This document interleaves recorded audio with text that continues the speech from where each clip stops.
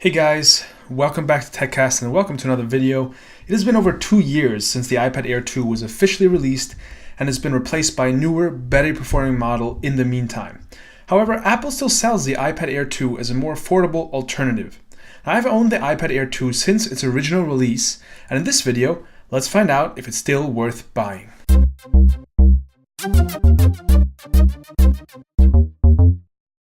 Okay, let's start by looking at the hardware. The iPad Air 2 is incredibly light and portable and has the exact same dimensions as the newer iPad Pro model. They even have the exact same weight at 437 grams or just under 1 pound for the Wi-Fi only model. The metal finish has held up very well over time with only a few scratches visible around the softer chamfered edges. If we continue to take a look at the internal components, the Air 2 is also almost identical to the iPad Pro. It has the same dual-band Wi-Fi antennas supporting MIMO and the AC wireless standard. It has Bluetooth 4.2 as well as all the other sensors you'd come to expect in an iPad, such as the gyroscope, an accelerometer, a barometer, and an ambient light sensor. Now, the only difference really is the included chip. The iPad Air 2 still has the Apple's slightly older A8X chip with the M8 coprocessor, rather than the A9X with an embedded M9 coprocessor like the iPad Pro has.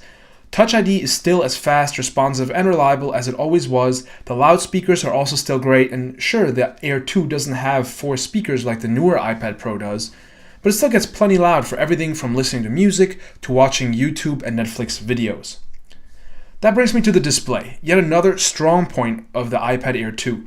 The Retina display looks fantastic with good viewing angles, has 264 ppi, the same pixel density as the iPad Pro, which is a high enough pixel density for its size. It gets plenty bright for most scenarios, even though watching movies in direct sunlight is probably not a good idea. In comparison to the iPad Pro, it might not have true tone or wide color display, but I don't think the difference is noticeable in everyday use. The only complaint I have when it comes to display is that the screen's oleophobic coating has worn off over time. Fingerprints and smudges seem to come more easily and last longer than they did in the beginning, but then again, all that means is that I have to grab my microfiber cloth a little bit more often. It's something I can live with. The cameras still aren't anything special by any means, especially by today's standards, but then again, I don't use my iPad to take pictures anyway. That's what I have my iPhone for. The rear 8-megapixel iSight camera produces mediocre pictures, which look quite grainy, especially on this larger screen, but for the occasional snapshot, if no other cameras around, it'll do just fine. The front-facing 1.2-megapixel FaceTime HD camera is also nothing special, but again, for video calling, it is more than good enough in my opinion. Now let's turn to software. This is where the iPad, like all Apple products, really stand out. Now, iOS is perfectly optimized for a screen this size. The experience is fluid, fast, and reliable, which is very important to me. I know that if I'm recording a lecture at my university or taking notes, the app won't suddenly crash and delete all of my progress. Sure, it has some bugs, like the screen not rotating if I change the orientation of the iPad from time to time, perhaps even more bugs than I'm used to from iOS in the past, but software updates are still coming in regularly, and I don't see the hardware of this iPad too old to support the newer updates anytime soon. And when comparing to the iPad Pro again, it runs the same software and you're not missing out on any features. It supports Siri, Apple Pay on the web, and any iPad app you can download from the App Store. It supports the side and split view, as well as picture-in-picture for those apps that offer it. That's very important because especially on this screen size, it's useful to be able to truly multitask. What annoys me from time to time is that when you're running 2 apps at once and then try to type something with an on-screen keyboard, the actual screen real estate you have left to see what you're typing becomes very small. But then again, that's more of an issue of this size iPad, not of the iPad Air 2, and is improved if you're using a Bluetooth keyboard rather than the on-screen one.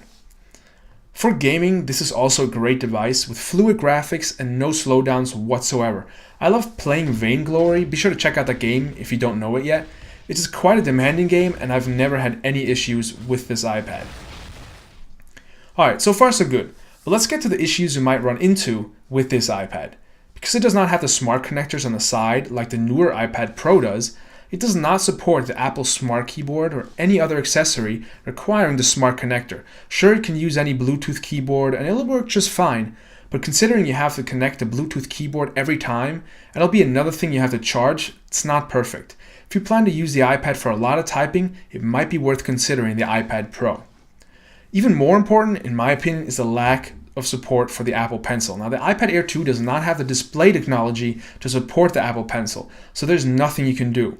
Whereas the Smart Keyboard can be replaced quite easily with any Bluetooth keyboard, the Apple Pencil is miles better than any other stylus I've ever tried for an iPad, and that's quite a few. Nothing else comes close in my opinion, and that means if you love drawing and plan to use the iPad for artistic purposes or take lots of handwritten notes, you'll most likely be better off considering the Pro model. And another thing to consider is the storage. The highest capacity on the Air 2 is 128 gigabytes, which is plenty for sure, but if you have a gigantic photo or music library or plan to use the iPad to replace a computer, then the iPad Pro with a 256 gigabyte option might be worth a look.